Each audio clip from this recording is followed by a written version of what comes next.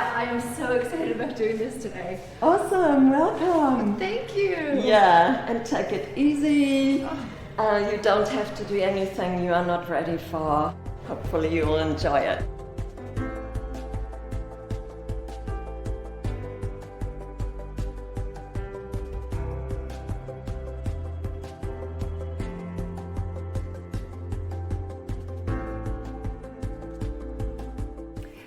Namaste. Namaste.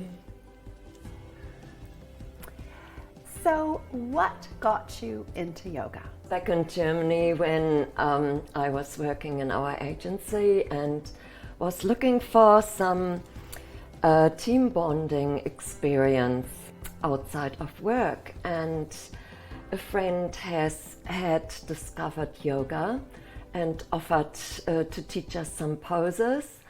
I instantly got hooked because the awareness it provides for you, that was completely new to me, and I was then out looking for a proper yoga class after that first experience. Any advice that you could give to someone who's just getting started? My general advice, of course, is take it easy. You don't need to do anything you are not ready for, and just listen to your body. The most common thing I hear is, oh, I'm not flexible, I can't do yoga. But yoga is there for you to make you flexible. People put themselves under peer pressure and think they have to do things perfect from the beginning or something. That is actually very un-yogic. Every body in the literal sense is different.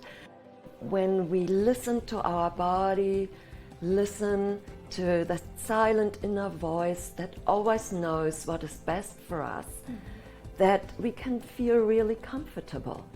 And then we can develop a good feeling for our personal well-feeling and what that means.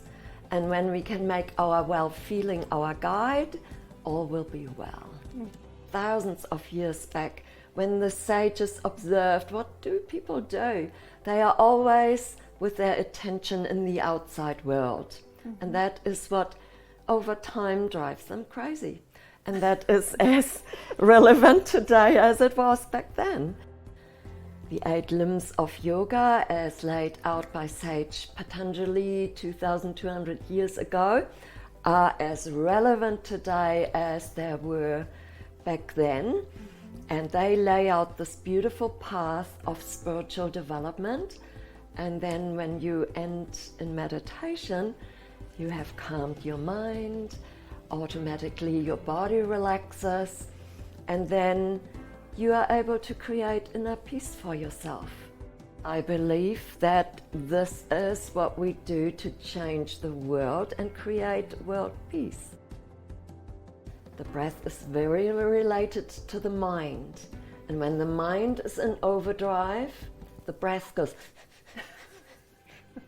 flat and shallow, doesn't reach the rest of the body, and everything goes haywire. Yeah. So it works the other way around as well.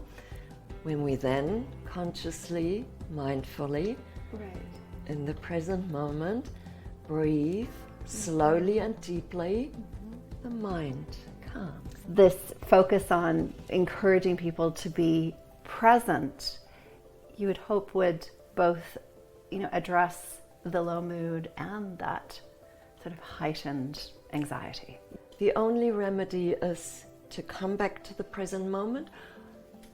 A very easy method to do so, which you're probably familiar with, is connecting to your senses. Very consciously going into what you see, what you can hear, what you can smell, taste, feel, touch. You bring your awareness, your attention back to your breath. You observe your breathing, how it is, without trying to influence or control it in any way, because it gives you the perfect feedback what's going on within yourself, in your mind as well. Your choice I guess the reason I started taking yoga is because I started feeling anxiety.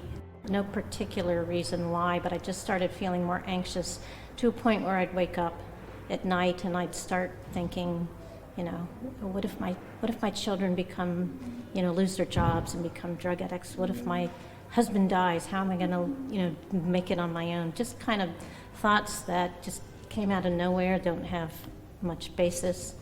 And it just started affecting my life, my sleep. So I didn't want to take medication, so I thought maybe I should try meditation. And I started meditating with Maja, and I believe it was 2018.